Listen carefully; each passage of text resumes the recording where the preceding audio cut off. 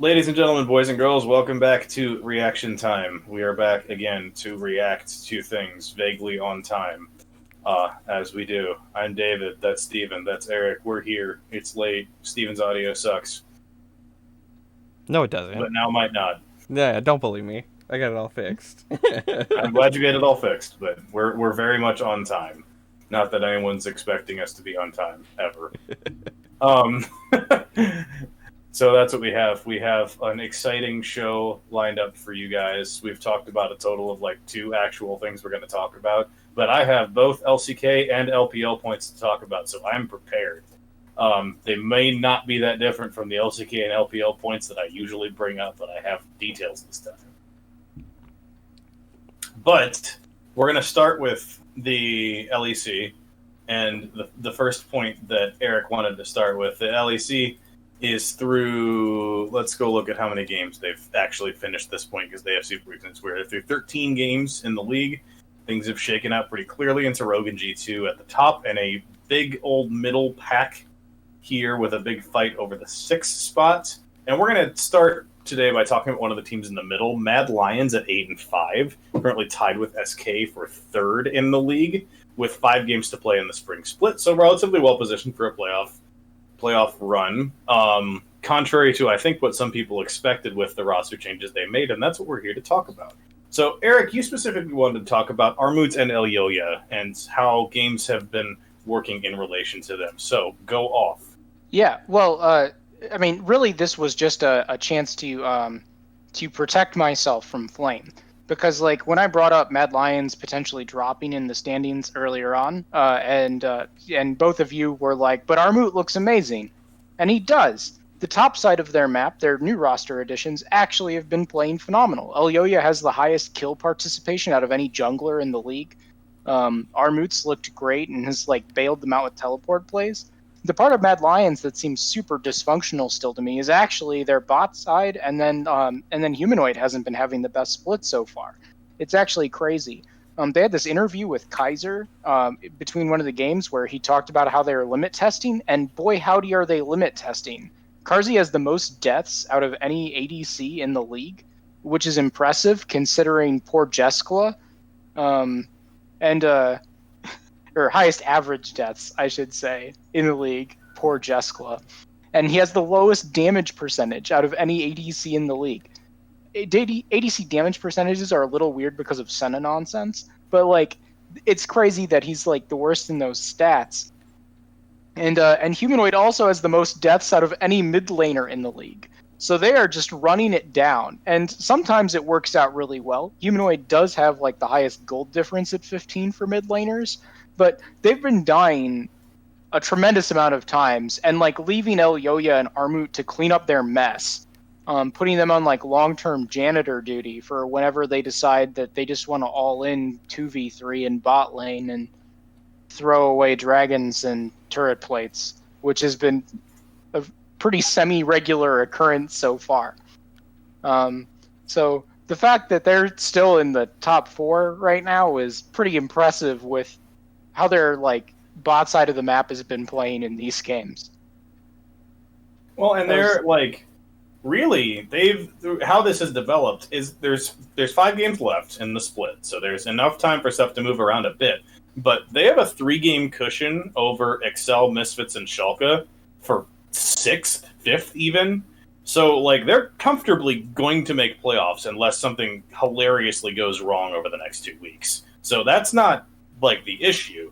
It's the fact that when you get into this, if they stay at 4, let's say, and if I'm going to guess the LEC playoff format hasn't changed that much, although I know they did a double elimination thing last year. I don't exactly remember how it works. 4v5, they play against Fnatic as it stands. How confident are you going into a best of 5 against Fnatic in the first round of the playoffs? I wouldn't be. Wide Whippo happy. Just Whippo emojis all over chat. Yeah, Whippo with 14 solo kills. Although we do have the possibility that Shox will do a monologue and completely destroy Fnatic's chances of winning games. Yes. Yeah. It's not impossible. It's it's entirely different caster curse than what we've seen prior. It's evolved and taken on new life. Just an entirely new level of thing. Have we seen both sides of that matchup? I'm checking right now. If we have, like, some of the fascinating stuff from Mad versus Fnatic, if it does turn into a game, is Hillsong far and away leads deaths from support role in the league. So you're having, like, the most death AD carry versus the most death support in bot lane. You're having, like, Whippo versus Armut in top.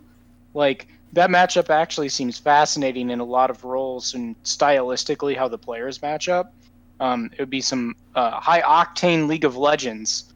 Doesn't mean it would be a long series, though. It would probably be very fast. So, and let the record show, we have seen both games of this matchup, and Mad Lions have won both of them. Yep. Yeah. So, but it's clearly a matchup they can win. It looks like, just looking at stat lines in these games, Elioya had a big game on Udyr in the game in Week 5, and Humanoid had a big Azir game in Week 3 when they played against each other. Yeah, but if you look at the even bigger, it's Armut. And that is your game. Oh yeah, that 11-6-5 on the Wukong. That was a monkey spank. He popped off in that game, and then Elioya Armut also hard carried them in that second game where he had the Udyr performance, because I think Carzzy was on Samira that game, or I could be getting them confused. I believe so, yeah. Yeah, and he just hard inted a couple times in bot lane, so it's just really bizarre how they kept this aggression from when they had Shadow in the jungle. Only now, instead of having a Lee Sin jungler, they have an Udyr jungler, which is a very different approach to the game in a lot of ways. And it shows that they're a bit uncomfortable with how aggressive can they be with their new topside. And if they find a balance that works, they will start looking very scary. And I finally started seeing Humanoid solo kills again, but it took a while for him to get back to that form, and that's what I want out of this roster. I want to see Humanoid getting solo kills in mid lane, looking like a top 2 mid laner in the league, and then their bot side of the map, winning lane as opposed to giving away first blood. Yeah, and I think that's kind of both sides of it when you look at Niski. He has to be confident to play well, and I think we saw that on Cloud9 when they had their second half slump. When he stopped playing with confidence, when he stopped all inning and winning that first blood in the 1v1 mid lane, that's when he looks his worst. And so if he has not built up that confidence against Humanoid, the Humanoid's going to be able to take that matchup, and then you have a completely online top half of the map. Yep, for sure. The other thing to highlight with how stuff is positioned, and we'll obviously, the next time we record in 2 weeks, we'll have a complete look at this playoff picture and what it's going to be. I think it will be very important to see who between SK and Mad Lions, assuming Fnatic stays behind them, which is not a guarantee, which of those 3 teams gets this 3 seed. Because the way things look right now, if it's 3 versus 6 in the first round of the playoffs, that looks like a huge advantage to get as opposed to being in the 4v5 against one of these other 3 teams that are in this race for third. And I was so disappointed in Excel this past week because we hyped up their late game performances, and then they drafted 2 high early game comps, and then the first game they drafted their early game comp and fell behind because they don't know how to play from ahead, and then the second game they all inted 1v1 in bot lane at 5 minutes and then hard lost. And it's come on, you had been playing this late game controlling style, quality, high tier League of Legends train wreck for the entire split, and now you're trying to play Callista comps. What up? Why is this a thing? Very disappointing. So now they and Misfits are in this weird spot trying to vie for a playoff spot when here comes Crown Shot on Vitality, and the bottom portion of the league is looking pretty scary suddenly. So, yeah, it's very dangerous now if you're in these 5-6 or the non-playoff spots. It looks really hard to catch back up. Yeah, for sure. So it's, again, 5 games left, 8 teams in for 6 spots. Looks like it's a thing. And if I've got this entire LEC playoff model wrong, that will be very annoying to me. Because I I think you have know. it right. It's the same as last time. They didn't change anything. Yeah, I'm just double checking real quick to see if I can. Top 6. Oh, no, it's winner's bracket, loser's bracket. So, fifth. It's not getting fifth matters most for those 3 teams. It's kind of the same point, just back. So top 4 play in winners bracket, and fifth and sixth come in the first round of losers bracket. So getting top 4 matters the most. But still, I mean, I don't pick your poison of G2 or Rogue if you get third or fourth in the first round. You're probably going to end up playing in the losers bracket after all. Yeah, unless G2 decides to int in the first game just so they can steamroll the losers bracket. Actually put it past. And as always, if the season ended right now, it's Rogue, Mad, and SKG2 in those first 2 games. But you just get Fnatic up into wherever they need to get to play G2 in the first round. Let's just get that out of the way early. So, any other LEC thoughts before we move on, gentlemen? No. I see shaking heads. So we're gonna travel across the Atlantic Ocean to the wild and wonderful world of North America and our beloved LCS. I figure first we should start with a little conversation about the big story that's been running across the LCS this week, which is the NA ownership apparently considering getting rid of the import rule, and how that actually could be a thing. So I'm gonna just kind of give a brief summary of what I think is a thing. So there's been reports, and I think just confirmed by Darshan in an interview today, that teams have been suppressing players from sharing their thoughts on getting rid of the import rule, which is scummy. Yeah, that's yucky. Straight up, that's it. Yuck. And I don't think it's going to work. There's obviously the story of Vulcan and Reggie's interaction, which apparently Reggie got fined for based on some reporting. And Reggie's whole big long twit longer that he put up 2 days later that was sure, okay. And the overarching thing behind all of this is this has been talked about on the stage of NA, but I believe that the 2 import rule and 2 import lock is a Riot worldwide rule. It is. Not just an NA rule. So how this would be achieved if NA were to decide not to do this just for the LCS, I don't even know if that can function, even if they try without Riot saying, okay, we'll just do it for everyone. So, Steven, I want to start with you. Where does this conversation hit you? It cannot happen. In my looks at stuff and looking at other sports and listening to G-Bay do his big spiel on his other channel, no one does this. I don't even know why it's being lobbied. I guess exclusively by the team owners, where they think that they can negotiate some sponsorships if they have a really good looking team. But at the same time, all of the benefits fall flat when you say oh yeah, we're gonna buy the top each of the top roles from Korea and bring them over here.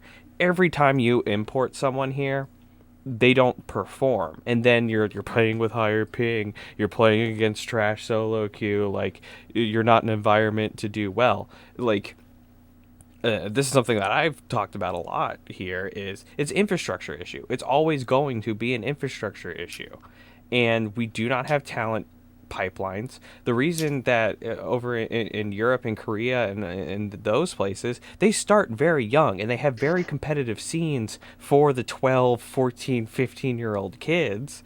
And we've got 3 in all of North America that are at least known to the scene. We don't have a collegiate scene that's functional. We've heard Niles talk about that, and it's pretty open about that. The best we've ever had for getting young talent was the Go for Lols from the early era. Nothing really filled that niche once the professional scene develops further. Fix the infrastructure. If you really want to throw money around, and we're talking about millions, if you're going to be importing top tier talent from other regions, you're talking about millions of dollars.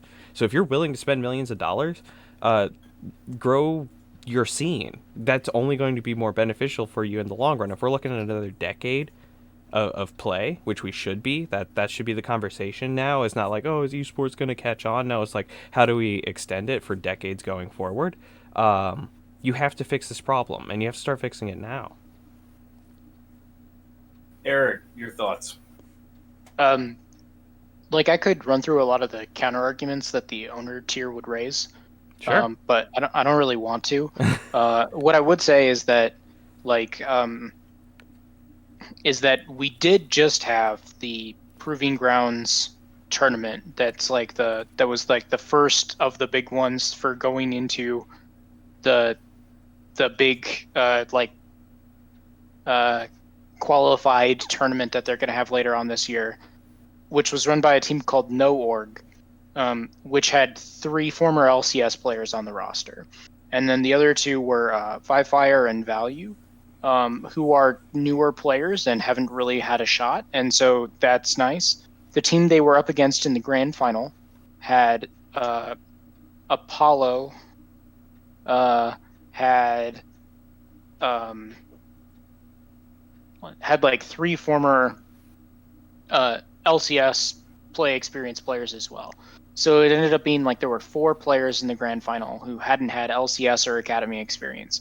And then in the semis, it was similar, where it's like there are just a lot of players, even in the amateur circuit, that are developing that have had LCS screen time. And it's really interesting because in some ways it means that, like, there's a lot of players who have been, like, even knocked down a tier who still have the talent and the drive to make it work. But it also means that, you know, it's like getting that, like, top tier play experience really means a lot, would be another point to make on it. Well, and you can even look at Academy this year. Like, yeah. Darshan, a, like, historically very competent top laner across many years of LCS, is still playing in Academy and is playing well by everything I've heard. But, like, how do you develop new talent when the old talent doesn't retire or quit? Like, we're not having people age out past, like, Doublelift and that's it. Like, Doublelift and Bjergsen are the ones who have retired, where, like, they keep being pro players and keep being pro players and keep being pro players without any of them really leaving the scene. And it's not increasing the quality of the scene, but it's just like, how many, like when did Anda last LCS?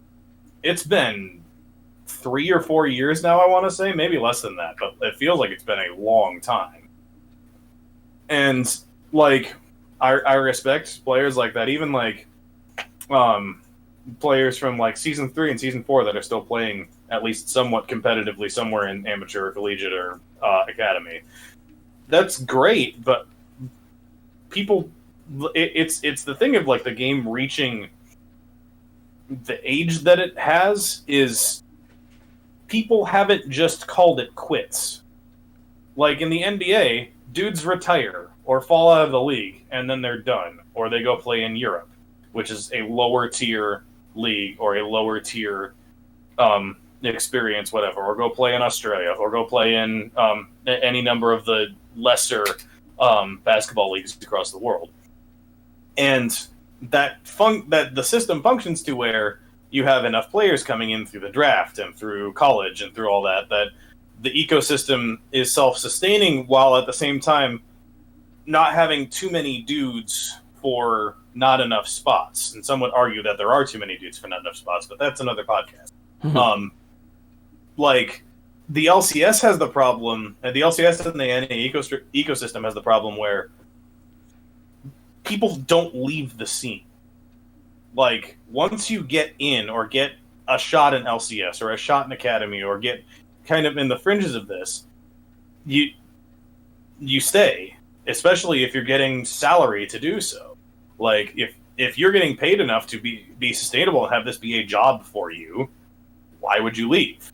Like, unless you get fired from your job, why would you leave?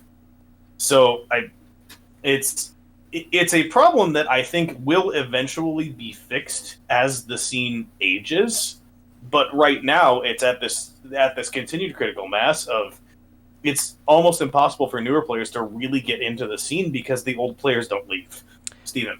Yeah, so I think that like they should be forced to leave because there's such good talent options out there. So I think like creating like protocol or standards for like forcing people out is never going to be the answer.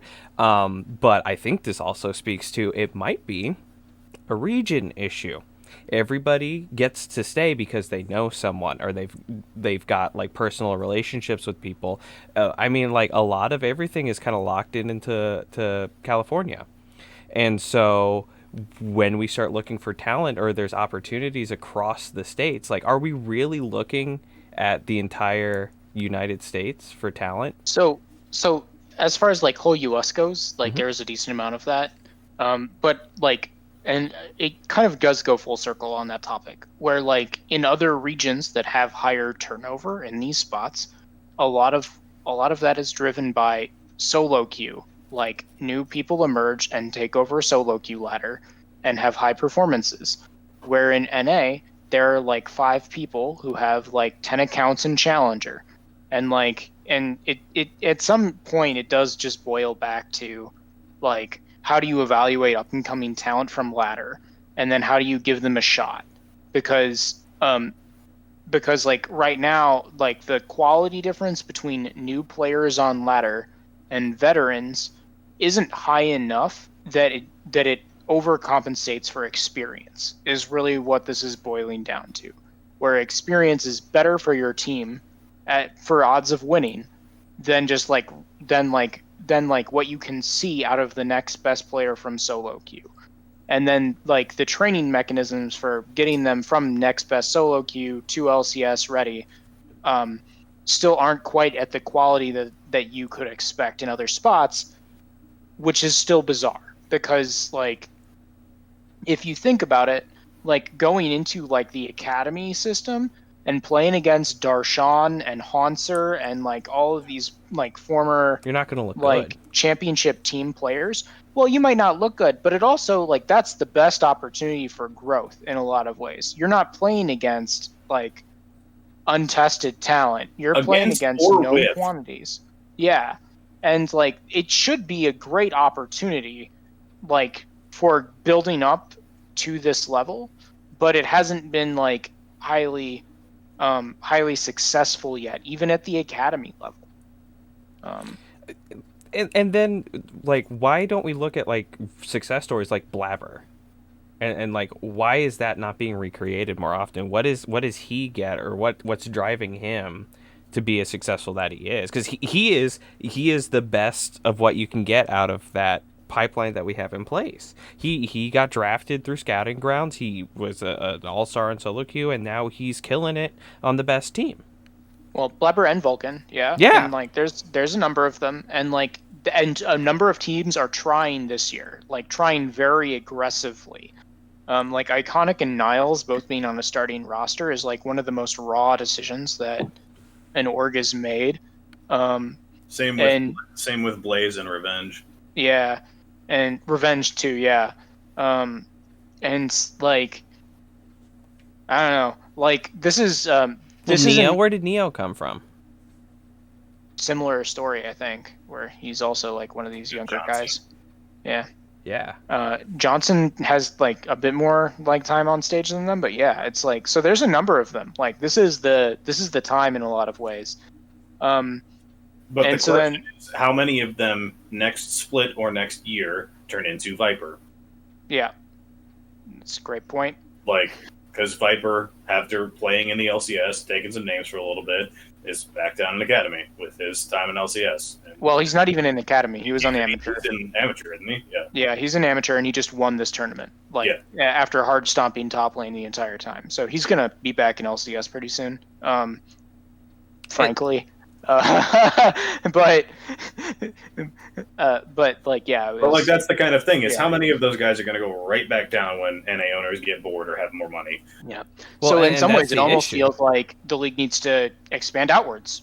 Like if that's what it's going to be, like if we're just adding talent and not removing talent, should we scale out even if people complain about server size?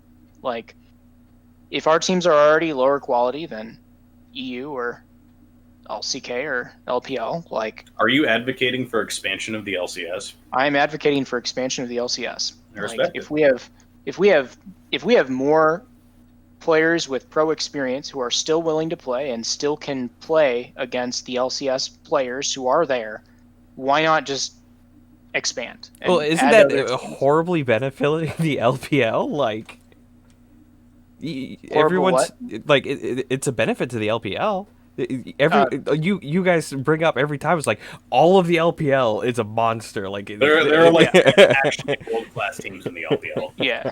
Like the best team in NA is worse than the top 10 teams in the LPL. And Right. so it's like you have to that's outrageous. It's totally nuts. But and like competition breeds competition. Like, yeah.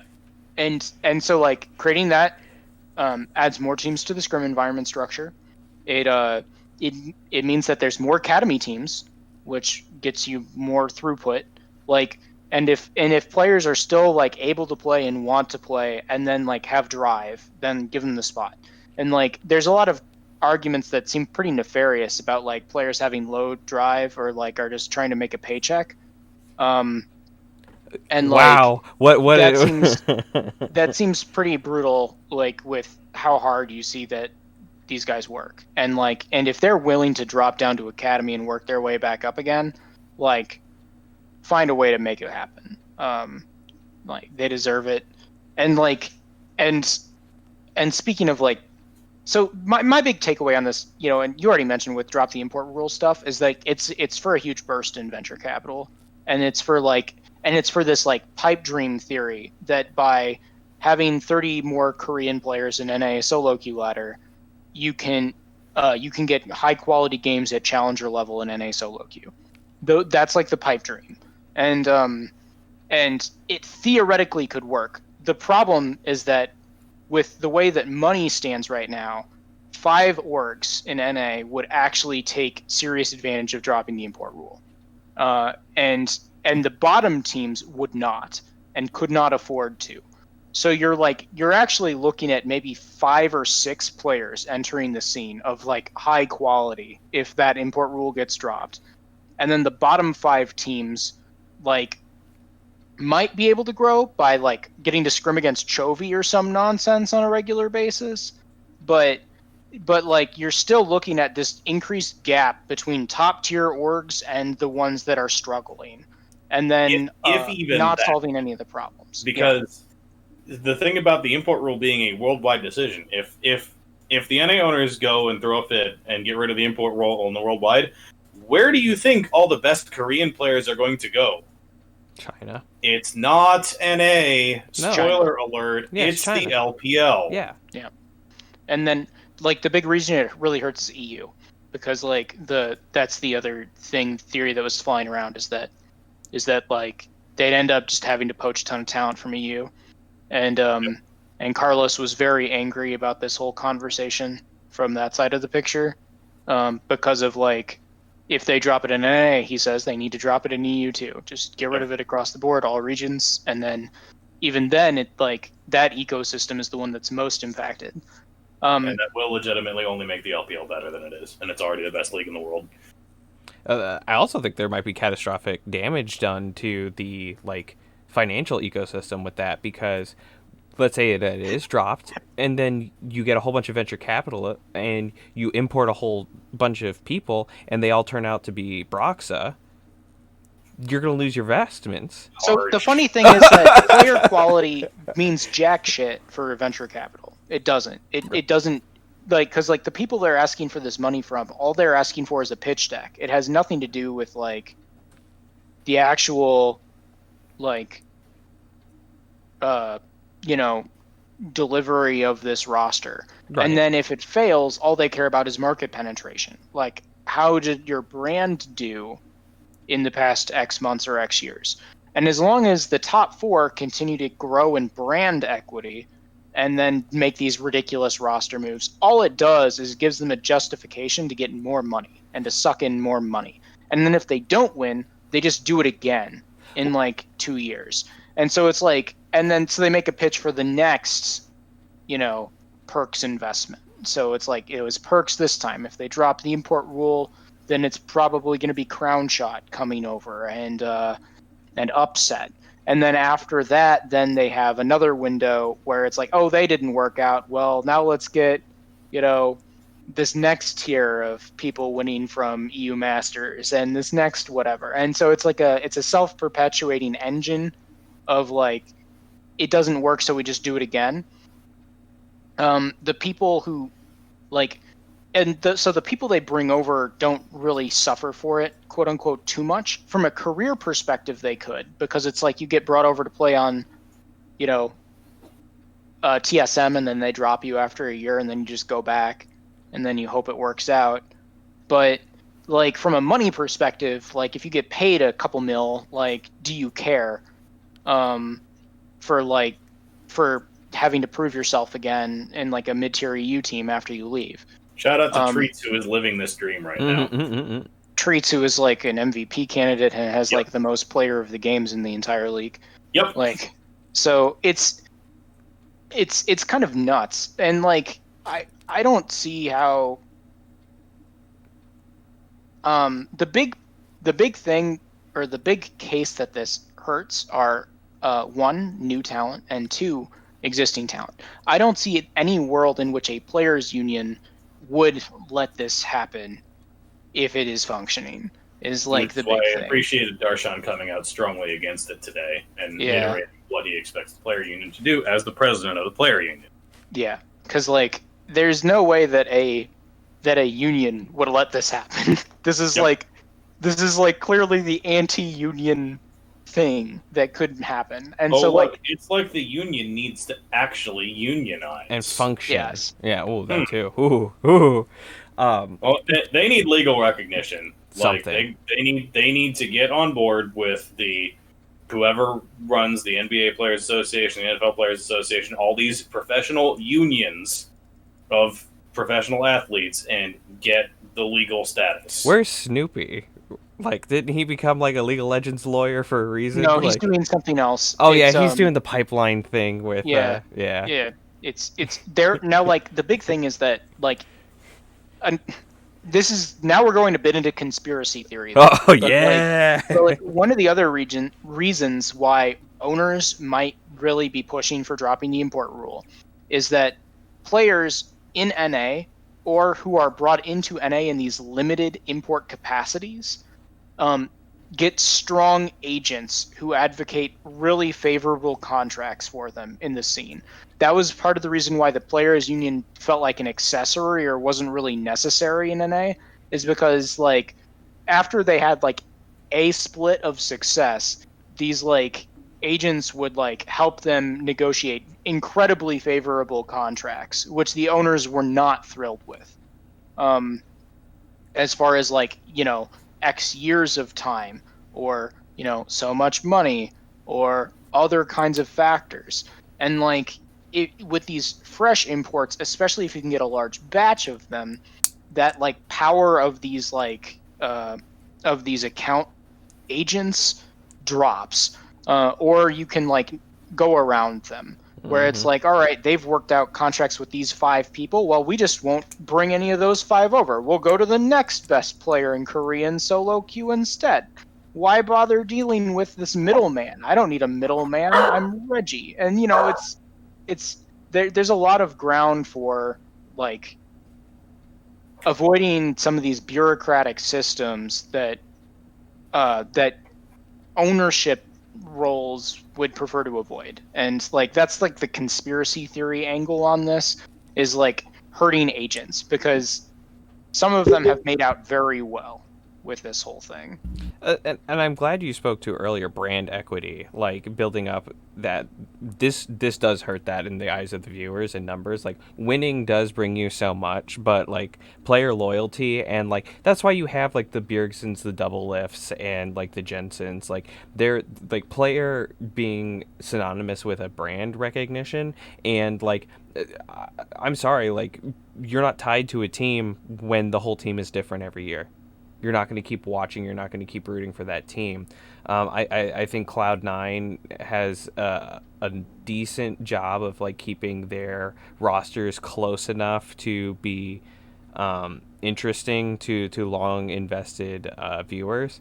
But if they're just going to keep cutting fat daddy checks for the next big import slot and cycling these players out every year, you're running into issues there.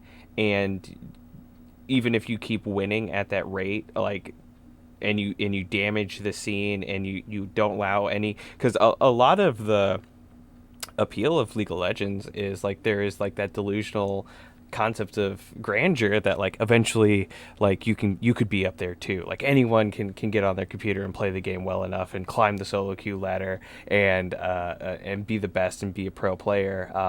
I think that's why it's more appealing than like how I know how to dodge Syndra stuns with Tristana jump. Yeah, you could look at a player and be like, I know how to play Triss. Like I could do that.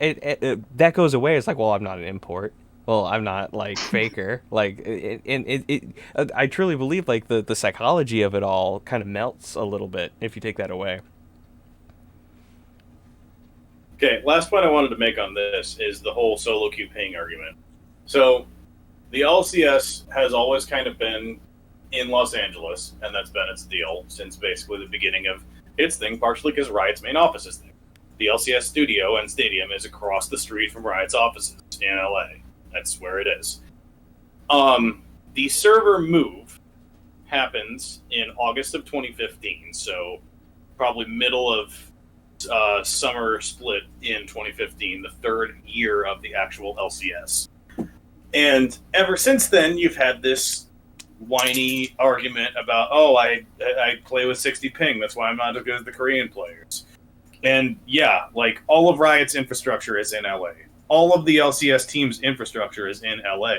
You know what's going to fix this? That is a model that some of the European teams have already done. Team, have a headquarters in Chicago. Wow. Hey, look, I know y'all have enough money to do that. It'd be cheaper. Go get a big house or build a big house somewhere in the suburbs of Chicago. And fly your players out between LA and Chicago every week. Obviously, makes more sense when COVID isn't a thing, but like it's not like flying cross country for work is out of the ordinary for people on a relatively regular occasion, or for any other sports team. You want to beat this whole mentality, whatever you want to call it. You can have a facility in LA that's like where you take care of your business, like during the weekend. You can stay during the weekend. Get a facility in Chicago and fly your players back and forth. If you're really going to throw this big of a fit about it, fix it. You have the income, you have the ability to do it. Deal with it. Yep. Staff is cheaper in Chicago than in LA. Like your infrastructure, every cost, your food costs are less. Like basically, the LCS to Chicago directly benefits me and me only. That's not true, but literally, if you move the entire LCS to Chicago, they'll never do this, but if you move the entire LCS to Chicago, okay, get rid of your garbage ping arguments. You're done. Yep. So, plug right into the modem. You're good. That's my hot take. You could do that. Chicago's a plenty major city. Just because, like, it would take Riot deciding to make that decision before the teams make that decision, I think, but there could be a situation, I think, where a team's like, you know what? Screw this. We have the money. Let's go build a facility in Chicago and fly back and forth. Like, if it's really going to be a better solo queue experience to play consistently on 20 ping, which is closer to tournament realm ping, okay, let's do it. Yeah, boot camp in Chicago. Yeah, like if that's going to be like this big sticking point, okay, fix it. So, with that said, I do want to give a shout out to my favorite stat thus far of the LCS, since we haven't talked very much about the games that have happened on the Rift thus far. It is the fact that down at the bottom of the league, CLG, who did manage to get their second win over Dignitas this week, which is hilarious. Good job, guys. Still, through 12 games of the LCS, have 100% first blood percentage and are 2-10. Again, 100% first blood through 12 games. Does that reside with 2 someone? and 10. Does that reside with someone specific, or is it literally just like across the board? It's across the board because they've had it with both Griffin and Broxa. Like across the board, the whole season. Jeez. They're 2-10 and have 100%. They have the best first blood percentage in the league. That's so funny. All I know is it's a great one-off stat that continues to be a thing. They're going to finish bottom of the league and have the highest first blood percentage in the league. It is written in the stars. Did we ever find out if they're getting a mulligan on that naughty list that they're probably maybe on? Who knows? Yeah. Okay. Nothing has been said. We'll probably hear about it about the end of this calendar year. Yeah. I'm. Would be my thought. I'm most curious about that. All right.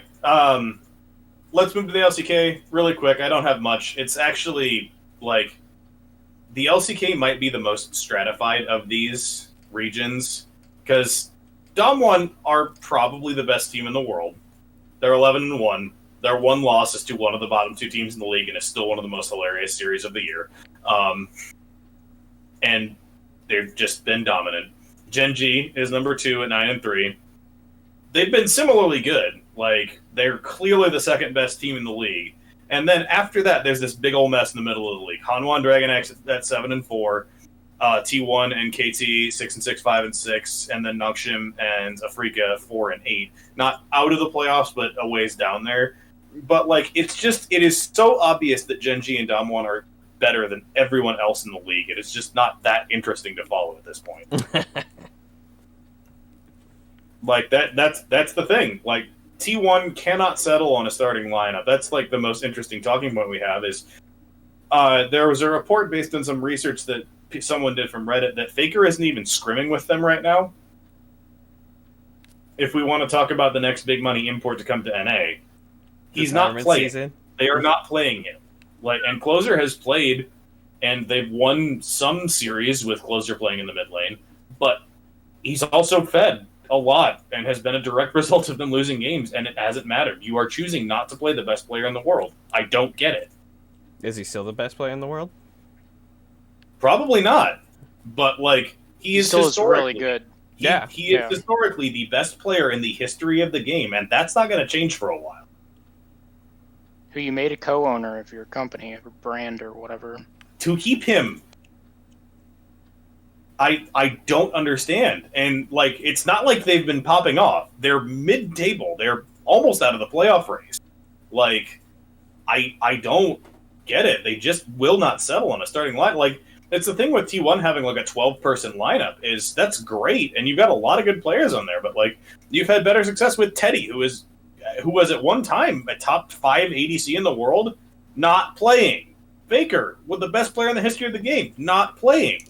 Your new young talent is that you're playing is good, but like, why are you keeping these other guys then? So well, they're not playing against them. That's one way. They probably wouldn't be if they let them go either. Let's be honest. That's kind of the thing. But anyway, yeah, that's the LCK 2 minutes. Is T1 doesn't make any sense. I don't know what to think of what's going on with them. And also, go Gen G. Oh, look at that merch. He's taking bribes. Get him out of here. I don't know. Gen G is the only esports organization to send me a care package. So, albeit because I did actually bother to do a Twitter interaction with them at 1.4 months ago. But they sent me some swag, so go Gen G. Hooray, Gen G. We love you, Gen G. Come over here. And with that, let's go to the LPL, because there are actually a couple of really interesting stories in the LPL. So I don't know how much either of you have actually seen about this. We've talked about FPX. I believe we talked about FPX a couple of weeks ago and how they'd had some success with a new jungler named Bo, who had been one of their trainees coming through the system and played in LTL for a while. And then, I think almost immediately coming out of the Lunar New Year break, Bo reported himself to LPL officials and admitted to being coerced into match fixing while playing in the LDL, and has since not played, obviously, and FPX has been like, yeah, we're not going to play him. So the question that he came forward with this is like, what's the punishment going to be? How's this going to look going forward? And there's been a history of this in the LDL in particular, of match fixing things going on. I'll put a link in here that Steven could probably make go on your screens at the right point if need be, just because it is a little interesting to read about what has happened. So with that, Tian, world champion Tian, had not been playing for them because he's had a wrist injury and some mental stuff going on, and he lasted a total of one match, which they lost, before he was subbed out of their lineup for their third tier jungler, whose name I need to go look up right now because I forgot. But I think they're now 1-1 since they subbed in jungler number 3, which is okay. They're still top 4 in the league, but it's a real mess with that situation. So match fixing hasn't been a thing that's really hit League of Legends on the grand scale yet. But did either of you guys hear about this when it happened, and what's your take on it? This is news to me. I had heard about this one. The scene at like the LDL level in China is pretty notorious for crazy shit like this. So the biggest shock is that he actually turned himself in, like, because he is not alone in like this kind of scenario. So like, I'm wondering what happened that made him feel this was a good idea. Because like he could be still at 100% win. He was at 100% win rate. Yeah, and he'd been playing amazing. And so he could have still been doing that. And instead he turned himself in, which is like, I've got to respect, but at the same note, it's like, what happened? Because there's a lot of stuff that happens, and I mean, it's nothing like the tales of old with the briefcases of money, but like there's a ton of really just strange stuff in that scene, and so it doesn't really surprise me. It's more just like well, maybe he can come over to really scenario. to NA as punishment. Well, and to be fair to FPX, the matches they lost with Tian and Beishuan were to WE and FP and RNG, both of whom are top four teams in the league. So it's rough matchups to begin with, and then they got a win over JDG, who are sitting 6th right now. So that's a respectable win. Oh, JDG just pulled it back. Yeah, they've pulled it back. So like it's just interesting because now they've had to play with 3 junglers, and they're kind of getting it together. But the fallout from this could continue to like affect them throughout the rest of the year, because who knows what the results of this are going to be. Because, yeah, as one of you guys pointed out, if he turned himself in, there's got to be other pieces to this going on somewhere that I assume are going to come out at some point if he's cooperating with an investigation. Which I hope so. Like, I mean, come forward, do your good moral solve, and then let the man play again. Because, I mean, to come forward to also means that, like, maybe he felt external pressures to fix the matches in the first place, and is that really something you're going to hold over like a young adult? Like, are we really not like watching our organizations close? I mean, not us, but like, are the organizations being not monitored well enough that you're letting players be put in these positions? Like, that's on you. That's not on this player. My position. the other LPL bit that I'm going to talk about, because I only talk about 2 teams from the LPL, is about Rare Atom, everybody's favorite team in the LPL. Because Rare Atom, you might be interested to know, after I've continued to hype them up, are on a 6-match winning streak. 6. Yeah. I'm gonna let my dog Bjark at this point. He's very mad. Pause.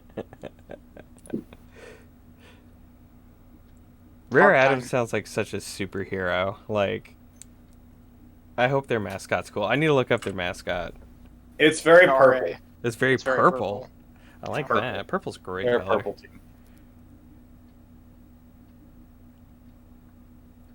Rare Atom. Dun, dun, dun, dun, dun. Yeah, my neighbors have been moving out all day, so she's been very mad at everything all day. The audacity. Google doesn't render their logo. Yeah, it's the Play Around iBoy team. Yeah. Yep. iBoy, yeah. Yeah. Oh, their logo isn't as cool as I had hoped. No, it's actually really boring is the problem. Yeah. Maybe it's cool in Chinese. To be fair, like... Oh, well, after their win against World Elite, they've had a run of, like, some of the worst teams. All of the worst teams. You hit exactly the point that I was getting to. Yeah, Because yeah. they've won 6 straight games, and yes, one of them was over WE, but they've played all of the worst teams in the league back to back. So they're gatekeeping the top 10 slots or whatever. They're 5th right now. Ah. Like, they're in a really good spot. Because they're 7-3. They've got a better record than JDG, than Top, than IG. Like, They're more consistent. in a really good spot. The problem is they might lose like their next 5 games in a row. Like, it's so hard because like so many of those teams around like the 6 through 10 mark in the LPL are so tremendously inconsistent. Like IG, Invictus Gaming, former world champions. Here's the Shy, who has like the second most solo kills of any top laner and has the most deaths out of any top laner. And has in the entire LPL. and like, oh my gosh, IG is such a train wreck. So IG go out and deal Edward Gaming their first loss of the entire season and win like comfortably, and then go out and throw against Suning, who have looked mediocre all season and look just terrible. And during their series against Suning, they became the first LPL team to pass 10,000 team deaths. 10,000 team deaths. Yeah. And again, this team's been in the LPL for a long time at this point, so that's partially a historical thing. The Shy has 1,100 of those deaths.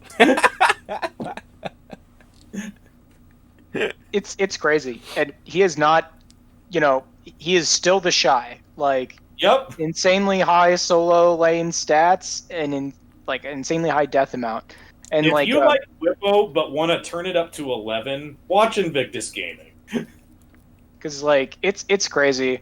When they win games, it's because Shun, their new jungler, is really good. Nidalee is like a permaban against them because Shun is really good on the champion.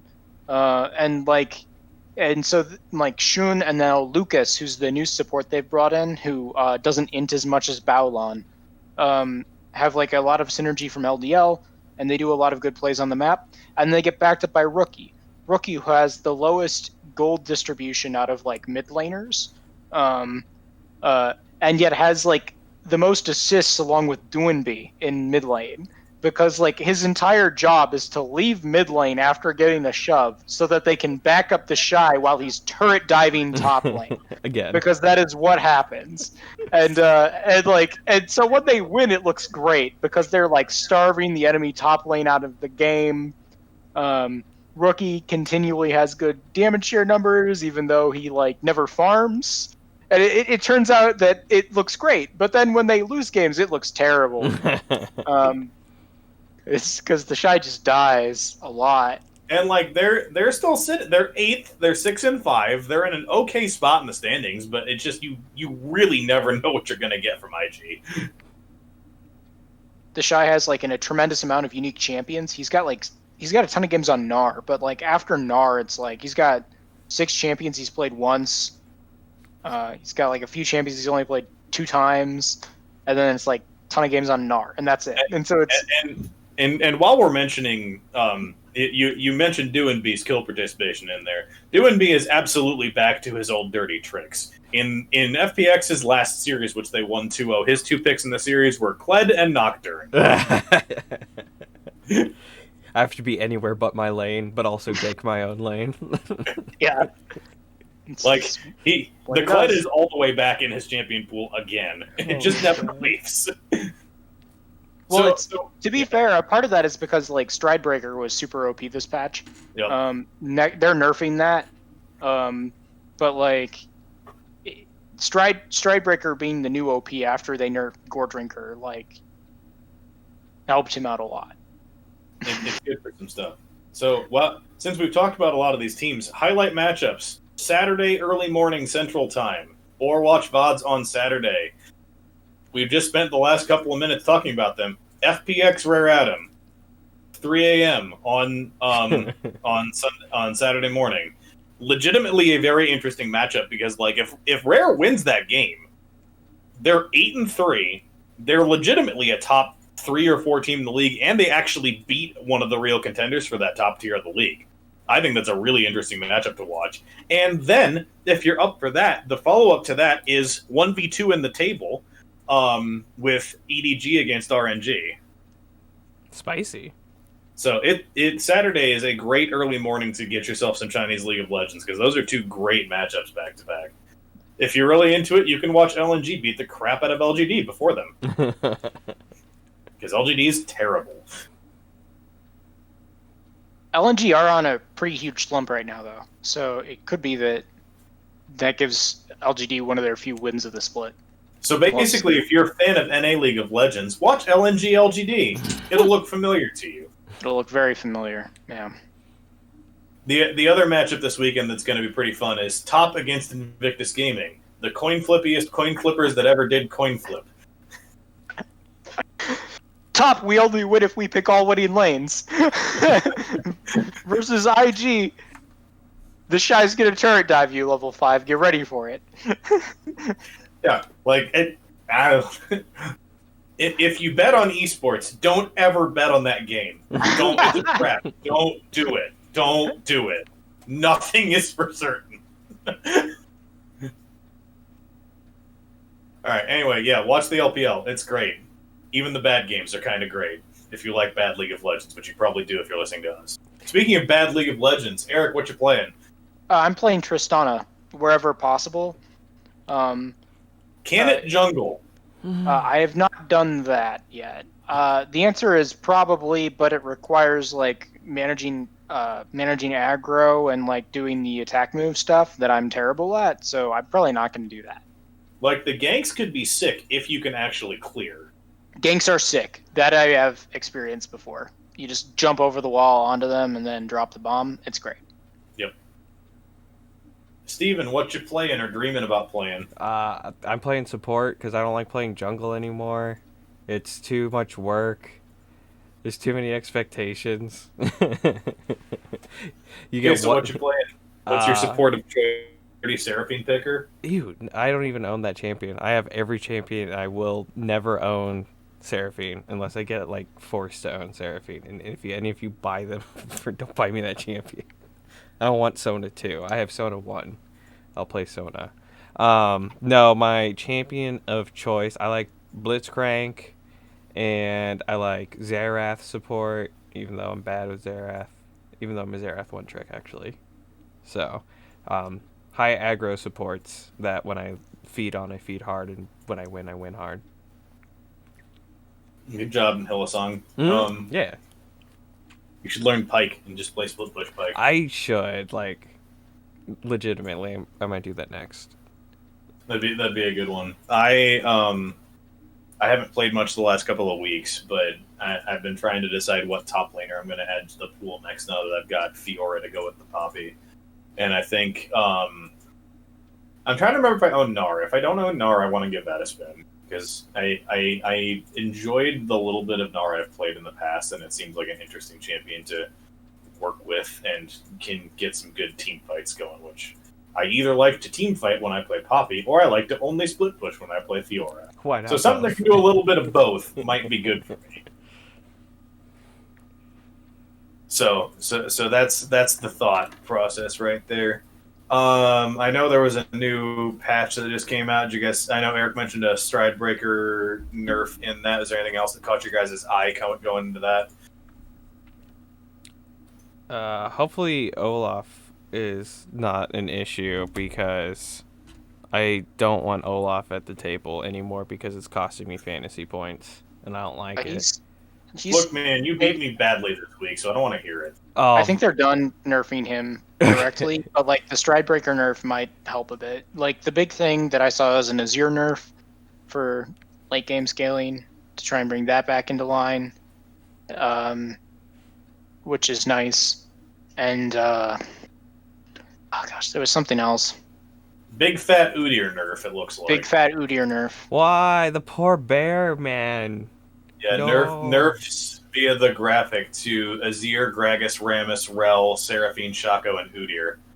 Oh yeah, the Shaco thing I'm so glad of for solo queue. It's specifically a nerf to support Shaco, which is really toxic. And like nothing gets your teammates to rage at you more than like you not walking forward because you know there's a box there and then watching them die. Like Wait, we should do that. Is it nerfed now or is it still good? I think it's next patch. Okay, so. good. Right after this. Shaco and Pike, I'm going to be the worst human being in existence. So it's, let's see. Oh, so he got a buff to jungle clear, but nerf to everything else with W in this patch that had loaded in today. No. Oh, it is today? Okay. Yeah, that 11.5 is today. Okay. Tragic. Yeah.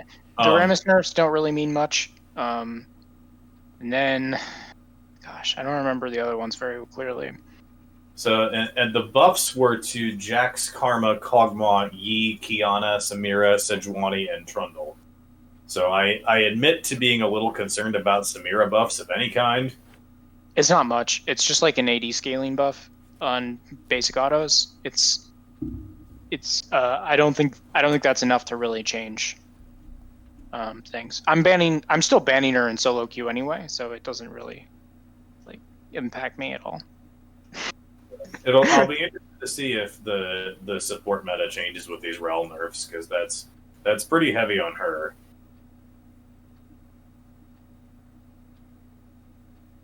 But also the the dismount time, yeah. Yeah, a lot of the nerfs are directed at pro play for reasons. It doesn't kind of seem like the buffs are gonna make anybody work too much better. I want Sedge to work. I want Sedge back in the jungle, but doesn't feel like it's still not good enough. Yeah. I hear clear's not ever good enough. If they changed her W back to the AoE clear instead of the single target clear, like she would be back top tier. Like Gragas is more likely to be flex jungle than you to pick Sejuani still. Yep. And his nerf was just on Q on the mana cost, which will be annoying in top lane, but probably okay in the jungle. Yeah. And I don't think it'll push him out of I don't think it'll push him out of top lane. It'll just make it so he's not so safe. But the utility he brings to the early fights is too good, and then his disengage for the late game fights are too good. So I assume this will hit pro not this weekend but next weekend. So that'll just be stuff to keep an eye on. See if in this last weekend of 11.4 anybody brings the Garen and Darius Stride Breaker tech to the LCS. I want a Garen game. Let's see. Yeah. We saw a Darius game in the Proving Grounds tournament, and it was absolutely disgusting. Yeah, like I know Stridebreaker's really nuts right now, so if they're still playing on this patch this weekend, give me one Garen game in Pro. Garen in Pro is always a good time. Because it is so rare. Garen Yubi bot, let's go. Oh yeah, bring it back. Run it back. With Stridebreaker, perfect. Everybody's favorite meta. That's how G2's going to lose a game this week, is they're going to lock in Garen Yumi and make Reckless play it again. Reckless is like, this was the one thing on my contract. You can't make me. No, they're gonna do Funnel Yi. Ooh. They're gonna do Funnel Yi, and Reckless is gonna play his infamous Janna again. Speaking of legacy Reckless picks, Steven, plug. Buy the merch. There's a Buy couple. the merch. Yeah, buy merch. Merch. There's Matt. go Funky.store. I hit the mic. It's tragic. Here, Funky Store. Go buy merch. Look how good. You could barely not see my man boobs. I did it. Yep, good job, Eric. Final thoughts. Buy the merch. Buy the Eric, you did. Yeah. Okay, we're wrapping up because apparently Eric's falling asleep at his computer. His nap time. It's past his bedtime. We know. Check the socials, share, like, subscribe, do all that. Give us feedback. Let us know how we're doing. Let us know if you enjoy the cute animals and if Steven needs to acquire a cute animal to hold up on his portion of the stream, as Eric and I do routinely. Or his child. You could hold up your child. That's basically cute. Hey, I still have the chinchillas, so I'm not pulling them out though. There I'm you chasing go. those animals. And yeah, just give us your feedback, like, subscribe, all your typical podcast things. We will be back in 2 weeks' time. That will be the end of the LEC regular season. It will be, I think, 1 week left in NA, if I remember the timings right. So getting right towards the end of things and the preparation for MSI in Iceland. Are you hyped for Iceland? No. It's Dude, too green. It's too green. One of the teams to the museum visit. That's all I need. The museum visit. Yeah. No, if there's a thing I trust Riot to do well with their tournament hype, it's the big cinematic views of a given city and area. So I'm hyped for that for Reykjavik because it's got some good views. I know. I trust Riot's video team to make some good content. So that's what I'm most excited about for Iceland. Nothing else. All right, we'll be back in 2 weeks. We'll see you then.